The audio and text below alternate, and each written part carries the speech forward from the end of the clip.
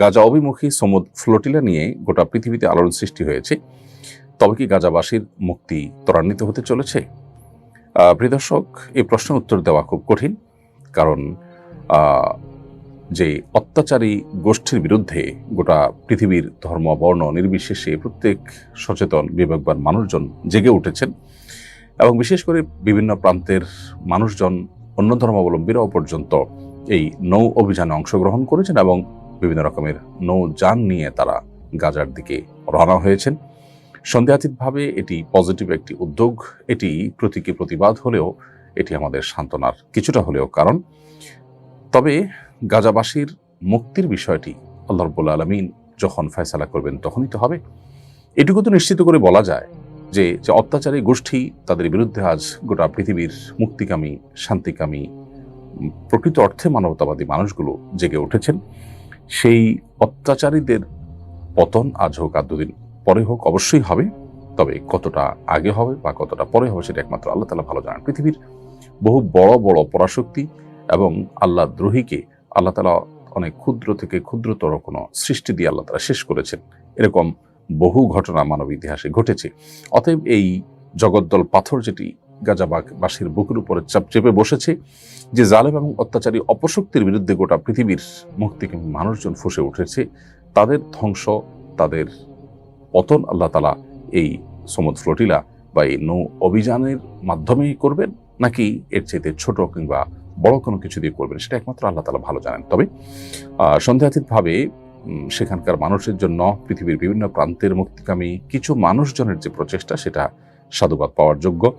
এবং এখান থেকে আরেকটি উপলব্ধি আমাদের হওয়া দরকার, সেটা হলো আমরা যারা নিজেদেরকে মুসলিম দাবি করছি, আমরা যে আসলে অনেক কিছুই অন্তত উদ্যোগ নিতে পারতাম, চেষ্টাটা অন্তত করতে পারতাম, এখান থেকে সেটা বোধ হয় নতুন করে আমাদের বোঝার সুযোগ হয়েছে। আল্লাহ তাআলা আমি সহ আমাদের সবাইকে আমাদের এই অক্ষমতার এই অচলায়তন এটা ভেঙে আল্লাহ তাআলা আমাদেরকে আমাদের সাধ্য অনুযায়ী যা করার আছে তার সর্বোচ্চটুকু করার তৌফিক দান করুক গাজাবাসীর মুক্তির জন্য। বিশেষ করে মুসলিম রাষ্ট্রপ্রধানগুলো, তারা তাদের যে দায়িত্বশীলতার জায়গা আছে সেখান থেকে তারা আরো অনেক কিছু করবার সুযোগ আছে, সেটি তাদের করার তৌফিক আল্লাহ তাআলা দান করুন। এবং সমুদ ফ্লোটিলার এই গাজাবাসীর জন্য যে তাদের প্রচেষ্টা এবং প্রতীকী প্রতিবাদ বা প্রতীকীভাবে হলেও তাদের পাশে দাঁড়াবার যে প্রচেষ্টা, এটাকে আল্লাহ তাআলা সাকসেস করুন, আমরা দোয়া করি।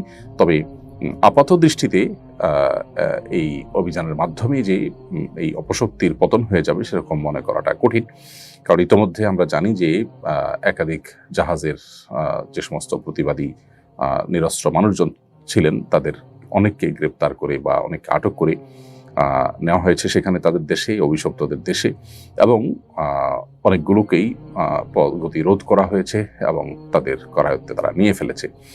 অতএব এখান থেকে খুব বেশি কিছু হয়তো হবে না, কিন্তু অন্তত আমরা যারা নিজেদেরকে মুসলিম দাবি করছি, মুসলিম বিশ্বের যে নেতারা আছে, তাদের বিবেকে অন্তত একটা আঘাত এই সমুদ ফ্লোটিলার মধ্য দিয়ে হলো, যে কিছুটা হলেও সাধারণ মানুষ চেষ্টা করতে পারে, এবং এটাকে সামনে রেখে আমাদের আরো পরিকল্পনা পৃথিবীর বিভিন্ন প্রান্ত থেকে মানুষজনের করা উচিত। আল্লাহ রাব্বুল আলামিন গাজাবাসীর মুক্তি ত্বরান্বিত করুন, আমরা সেই দোয়া রব্বে কারীমের কাছে নিবেদন করছি।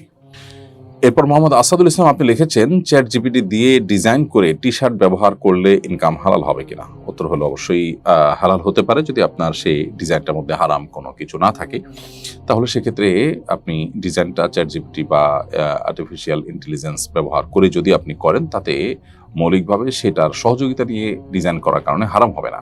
ডিজাইনটা মৌলিকভাবে হালাল হতে হবে, সেটি হলো দেখার বিষয়। কোনো প্রাণীর ছবি আপনি টি শার্টে প্রিন্ট করে তারপর আপনি সেটা পরলেন, সেটি অবশ্যই গুনাহের কারণ হবে, হারাম হবে, সেটা চ্যাট জিপিটি করুক বা মানুষ করুক। আর যদি যেই ডিজাইনটা আপনি টি শার্টের মধ্যে স্থাপন করেছেন সেখানে যদি হারাম কোনো কিছু না থাকে, তাহলে সেটি মানুষ করুক আর কোনো এআই দিয়ে আপনি করুন, সেটা আপনার জন্য হালাল হবে। শাম্মী আক্তার লিখেছেন, 7 মাস হলো আমার বিয়ে হয়েছে, এখনো নিয়ে যাওয়া হয়নি, বাবার বাড়িতে আছি, আর স্বামী ঢাকায় চাকরি করেন। আমার বাবা মা চান আমি বাবার এলাকা চাকরি করে বাবার বাসাতেই থাকি, এজন্য আমাকে প্রতিনিয়ত চাপ প্রয়োগ করা হয়, কিন্তু আমি চাই আমার স্বামীর সাথে থাকতে, এমন অবস্থা আমার করণীয় কি? বোন শাম্মী আক্তার, বাবা মা আপনাকে যে আদেশ করছেন সে আদেশটা কোনো ন্যায্য নির্দেশ নয়। অতএব বাবা মার এরকম আদেশ পালন করা আপনার জন্য আবশ্যক নয়। বিবাহের পর আপনি স্বামীর অধীনস্থ এবং স্বামীকে আপনি অভিভাবক রূপে গ্রহণ করে তার সাথে আপনি সংসার করবেন।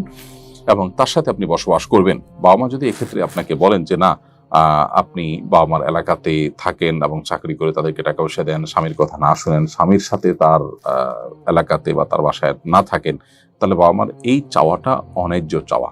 বিবাহের পর এটা স্বামীর প্রতি এক ধরনের অবিচার।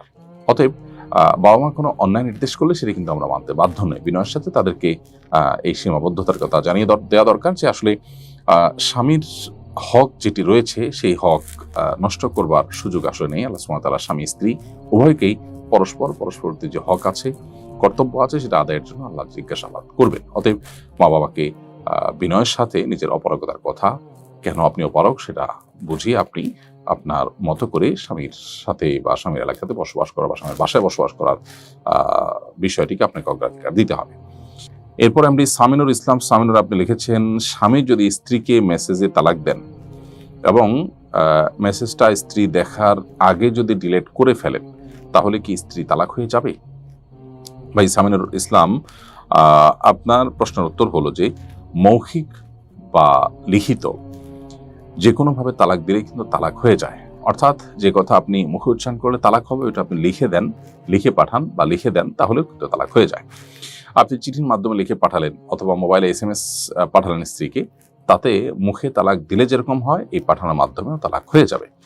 কিন্তু পাঠানোর পর স্ত্রী সিন করার আগে আপনি যদি ডিলিট করে ফেলেন, তাতেও তালাক কিন্তু হয়েই যাবে। অর্থাৎ স্ত্রী জানলো কি জানলো না বা স্ত্রী দেখলো কি দেখলো না সেটা গুরুত্বপূর্ণ নয়, আপনি তালাক দিয়েছেন কিনা সেটা গুরুত্বপূর্ণ। আপনি যদি তালাক দিয়ে থাকেন তাহলে সেক্ষেত্রে তালাক পতিত হয়ে যাবে। এমনকি যদি সেটা সিন করার আগে ডিলিটও করে ফেলা হয়, খুবই স্পর্শকাতর বিষয়। এই জন্য তালাকের কথা বলবার কিংবা তালাকের কথা লিখে পাঠাবার আগে আমাদেরকে বারবার ভাবতে হবে, সতর্ক থাকতে হবে।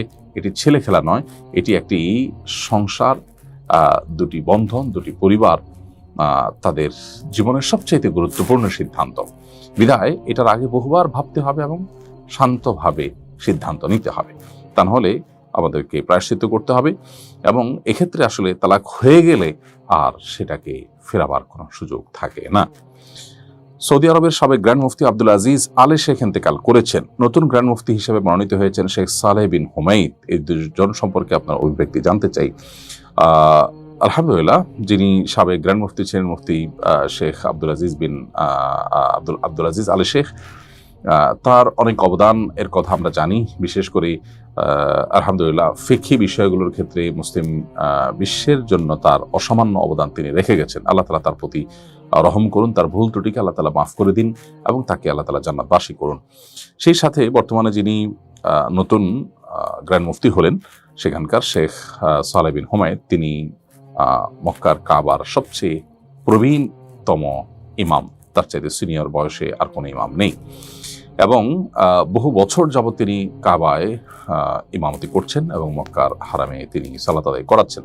তিনি এর আগে সৌদি আরবের শুরা কাউন্সিলের প্রধান ছিলেন, আর অনেকগুলো গুরুত্বপূর্ণ দায়িত্ব তিনি পালন করেছেন এবং খুবই বিনয়ী, অত্যন্ত ভদ্র একজন মানুষ।